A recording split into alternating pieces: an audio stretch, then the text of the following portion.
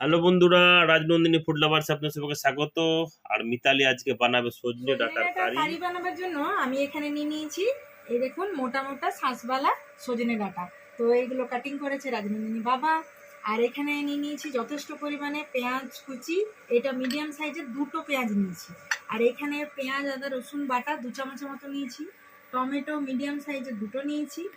আর এখানে নিয়েছি এই যে শুকনো লঙ্কার মতো দেখতে, আগের দিনেই বলেছিলাম, এটা দারুণ স্মেল ছাড়ে আর কি এইটা, এই লঙ্কাটা। আর স্বাদ মতো নুন, জিরে ধনে গুঁড়ো বাড়ির বানানো, আর এটা বাড়িরই সর্ষে, মানে সর্ষে গাছ থেকে সর্ষে আর গোটা জিরে লাগবে। আর এখানে রসুন কুচি, হলুদ গুঁড়ো, একটা কাঁচা লঙ্কা নিয়েছি যেহেতু এটাতে একটু হালকা স্পাইসি হবে, মানে ঝালঝাল হবে সেই জন্য। আর এখানে কচি তেজপাতা নিয়েছি, এমনি শুকনো তেজপাতা নিয়েছি, ফ্রেশ কাঁচা বাদাম, আর সামান্য পরিমাণে নারকেল মধ্যে দিয়ে দিয়েছি। এখানে সামান্য পরিমাণে সর্ষের তেল দেব। তেল গরম হয়ে গেছে, এর মধ্যে আমি কাঁচা বাদামগুলো হালকা ব্রাউন কালার করে ফ্রাই করে নেব। দেখতে দেখতে প্রায় 5 মিনিটের মতো আমি হালকা সতে করে নিয়েছি। এই দেখুন ব্রাউন ব্রাউন কালারের বাদামগুলো হয়ে গেছে, এরপর আমি উঠিয়ে নেব। এরপরে বাকি যে কড়াইয়ে তেল ছিল এর মধ্যে আমি দিয়ে দেবো গোটা জিরে, আর এই দেখুন সর্ষে, এটা না আমাদের বাড়ির গাছের সর্ষে হয়েছিল, এটা রাজনন্দিনী বাবা হ্যাঁ বাগানেই আর তুলেছিল। আর এটা পুরো ক্লিন করে এইভাবে দোকানের মতো করেছে, এটা রাজনন্দিনী বাবা, ও জানে এইসব জিনিস। তো এইভাবে পরিষ্কার করে আমাদের বাড়ির সর্ষে, এই দেখুন। তো এইটা একটু হালকা গন্ধ বেরোবে, এই অবস্থায় আসো। এই দেখুন সর্ষেগুলো মোটামুটি ফাটা শুরু হয়েছে, এই সময় আমরা এই কচি তেজপাতাগুলো দিয়ে দেবো। এই লঙ্কাটাও দিয়ে দেবো, এটার মধ্যে একটা দারুণ গন্ধ বেরোবে। লঙ্কাটা দিলেই গন্ধ বেরোবে। বাড়িতে অবশ্যই এই রেসিপিটা দেখে একবার বানিয়ে খাবেন, মানে আঙুল চেটে চেটে খেতে হবে। দেখুন কিভাবে খাচ্ছে, তেজপাতাটা পাচ্ছে। কচি তেজপাতা না, এটা গন্ধ আলাদা। আর যেহেতু কচি তেজপাতা ছিল ওই জন্য আমি দিয়েছি, এমনি বাড়ির শুকনো তেজপাতাতেও দারুণ হবে। তো এই রেসিপিটা যারাই বানিয়ে খাবে মানে রিটার্ন আবার বলবে কি যে আবার বানাও ওই রেসিপিটা, কারণ এটা মানে সত্যি কথাই, যখন ফার্স্ট টাইম আমি বানিয়ে খেয়েছিলাম, আমারই রান্না আমারই লোক। এই তেলের মধ্যে দারুণ একটা গন্ধ উঠেছে, এর মধ্যেই আমি দিয়ে দেবো রসুন কুচোনো। গন্ধটা দারুণ লাগছে না সত্যি, মানে এই রান্নাটা না দেখতে রসুনের কালারটা দেখতেই পাচ্ছেন হালকা ব্রাউনিশ এসছে। এই সময়ই আমরা দিয়ে দেব এই মিডিয়াম সাইজের কুচনো পেঁয়াজ কুচি, দুটোর মতো আমি দিয়েছিলাম পেঁয়াজ কুচি, কারণ একটু পেঁয়াজটা বেশি দিলে টেস্টটা বেশি হয়, কারণ একটু কারি তো একটু মাখা মাখা না হলে মানাবে না। দেখুন দেখতে দেখতে পেঁয়াজগুলো হালকা ব্রাউনিশ কালার এসছে, জাস্ট এই সময় আমি দিয়ে দেবো মিডিয়াম সাইজের দুটো টমেটো কুচি। এই টমেটো কুচিগুলো দিয়ে দিলাম, এটা ভালো করে মিশিয়ে এটাকেও হালকা 2 মিনিটের মতো ফ্রাই করবো। তো দেখুন টমেটোটাও দেওয়ার পরে হালকা ফ্রাই করে নিয়েছি, এরপরে এর মধ্যে দিয়ে দেবো বেটে রাখা 2 চামচের মতো মশলা। এটাতে টমেটো পেঁয়াজ আদা রসুন সবই দেওয়া আছে, আমি বেটে রেখেছিলাম। সেই 2 চামচের মতো আমি মশলাটা দিয়ে দিলাম। এইভাবে আবারও মশলাটাকে দিয়ে নাড়াচাড়া, একটা দারুণ গন্ধ, মানে সত্যিই এটা লোভনীয়। এই কারিটা না বানিয়ে খেলে না বুঝতে পারবেন না আপনারা যে এটা কী টেস্ট।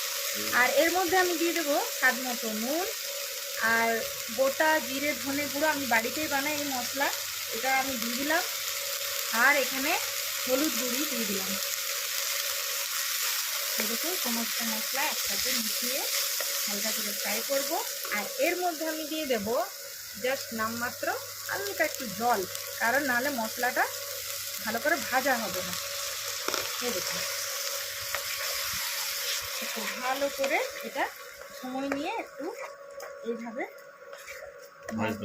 হ্যাঁ মশলাটা ভালো করে যাতে ভাজা হয়, 2-3 মিনিট ধরে আমি সময় নিয়ে একটু মশলাটাকে ভালো করে ভাজবো।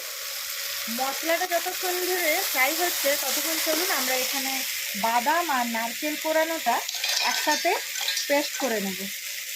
এই দেখুন, আর সামান্য পরিমাণে নারকেল রাখবো উপর থেকে দেওয়ার জন্য, এই জাস্ট নামমাত্র, দেখতে পাচ্ছেন এইটুকু। আর বাকিটা সামান্য এতটুকু জল দিয়ে পেস্ট করে নেব, জাস্ট এইটুকু জল দিয়ে। কাপের মতো আমি জল নিয়ে নিলাম, সামান্য পরিমাণে নুন, সামান্য পরিমাণে হলুদ গুঁড়ো, আর এই সমস্ত সজনে ডাঁটাগুলো দেখতে পাচ্ছেন কি সুন্দর শাঁসওয়ালা সজনে ডাঁটা, এগুলো সমস্ত সজনে ডাঁটাগুলো এর মধ্যে আমি একটা সিটি পুরো হবে না, তার আগে আমি নামিয়ে নেব। পরে আমি কুকারের ঢাকনা লাগিয়ে দিলাম আর ওয়েট করব। মোটামুটি মিডিয়াম আছে 2 মিনিট দিলেই হবে। একদিকে মশলা কষানো হয়ে এসছে আর এই দিকে আমি নারকেল আর বাদামটাকে ভালো করে পেস্ট করে নিয়েছি। তো চলুন এই পেস্টটাও এর মধ্যেই দিয়ে দেবো। অবশ্যই অবশ্যই সমস্ত বন্ধুদেরকে বলছি যে বাড়িতে একবার বানিয়ে খাবে। আর আঙুল যদি না চেটে খান তো বলবেন, কমেন্টে অবশ্যই জানাবেন যে কেমন হলো।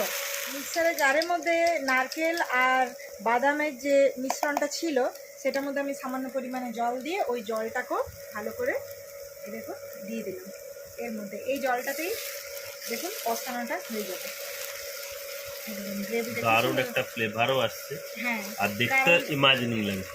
এই কারিটা এইভাবেই মানে না বানালে মানে বলছি তো বন্ধুদেরকে বোঝানো যাবে না। অবশ্যই অবশ্যই একবার হলো আমার রিকোয়েস্ট রইলো বাড়িতে অবশ্যই বানিয়ে। আমি এই ভাপানো যে সজনে ডাঁটাগুলো সেগুলো আমি স্ট্যান্ডারের মধ্যে ছেঁকে নিয়েছি।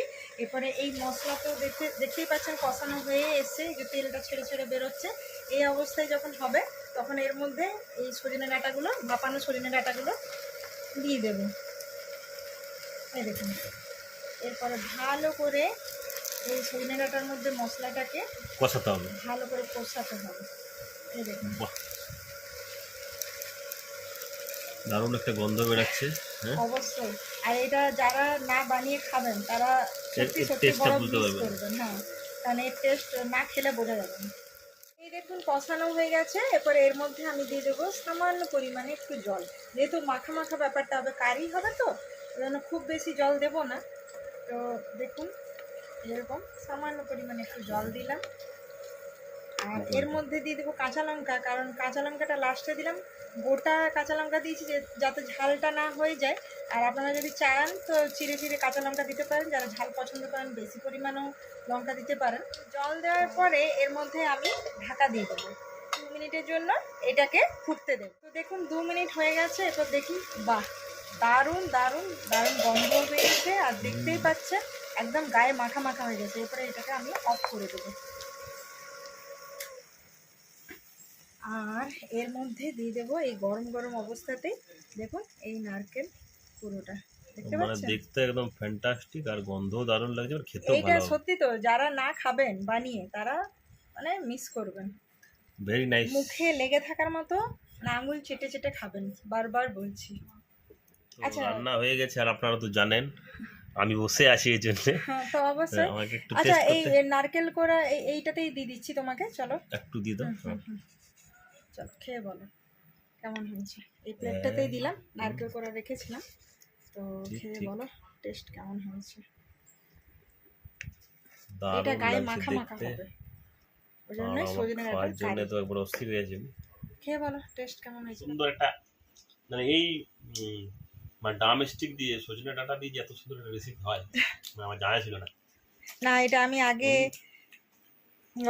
মানে বিয়ের আগে আমি খেয়েছিলাম, বানানো হয়নি। এই শাঁসওয়ালা ড্রামস্টিকটা দেখেই মানে সজনে ডাঁটাটা দেখে আমার লোভ লাগলো। তারপর মনে হলো আরে ওই রেসিপিটা অনেক বছর বানানো হয়নি, ওটা বানায়। কেমন লাগছে বলো? খুব ভালো, মানে কথা বলে তো সত্যি গরম ভাতের সঙ্গে জাস্ট জমে যাবে। বাড়িতে অবশ্যই বানান, ফ্যামিলির সাথে এনজয় করুন। আর অবশ্যই অবশ্যই রাজনন্দিনীকে অনেক অনেক, রাজনন্দিনী ফুড লাভার্সকে অনেক অনেক অনেক ভালোবাসা দিন। তাহলে আজকের মতো বাই বাই।